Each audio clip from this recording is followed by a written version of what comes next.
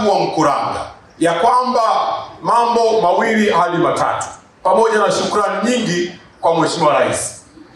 Na jambo hili sasa liko mezani kwako kwa sababu liko ofisi ya Waziri Mkuu TAMISEMI.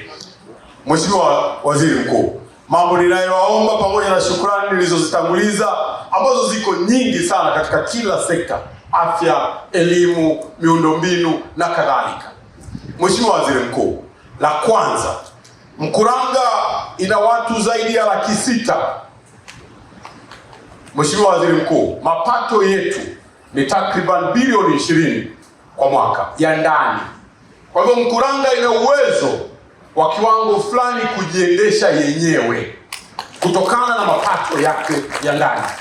Mheshimiwa Waziri Mkuu, tunakusanya zaidi ya bilioni 150 kupitia TRA, akiwemo kampuni la Lodhia akiwa ni mchangiaji mkubwa sana.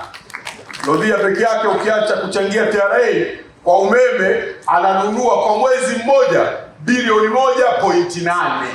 Sasa hivi imeshafika bilioni 3 kwa mwezi mmoja.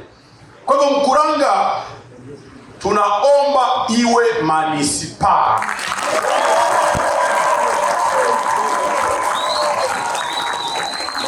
Na hili Mheshimiwa Waziri Mkuu tumelileta ofisini kwako, liko pale.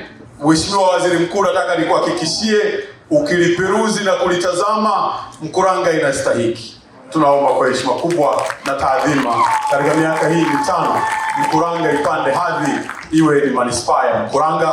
Idadi ya watu inatosheleza, mchango wetu katika taifa unatosheleza, miundombinu yetu inatosheleza na kadhalika na kadhalika. Jambo la pili ambalo ningelitamani kulisema hapa, pamoja na viwanda, wilaya ya Mkuranga ni wilaya ya utalii.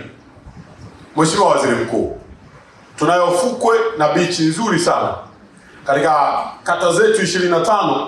Takriban kata 5 ziko katika uwanda wa bahari ya Hindi. Mheshimiwa Waziri Mkuu, tunamshukuru sana Mheshimiwa Rais ametufungulia barabara.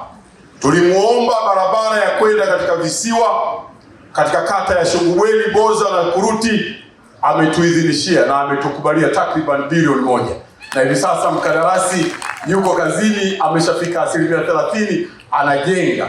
Ni eneo ambalo lina tuta la bahari, na huko kutakuwa ni eneo zuri sana la utalii, na wewe tunakukaribisha siku nyingine uweze kuona uzuri wa nchi yetu ulioko eneo hilo. Sasa katika kufungua utalii ule, Mkuranga ina bandari ya asili, bandari ambayo itawasaidia hata wawekezaji wa viwanda wakati mwingine wasitumie huku Dar es Salaam, baadhi ya mizigo yao itashuka katika bandari ya Kisiju. Huko tuna bandari nzuri ya asili ambayo kihistoria mkurugenzi, meneja wake wa mwisho kufanya kazi katika bandari ile ni mwandishi mahiri wa vitabu Shaban Robert, alifanya kazi katika bandari ya Kisiju. Na kuomba sana jambo hili nililete kwako pia. Tunayo mazungumzo mazuri na wenzetu wa uchukuzi, lakini nawe kwa kuwa ni kiongozi wetu na ndio kiranja mkuu wa serikali, ni vizuri ukalifahamu. Mheshimiwa Waziri Mkuu,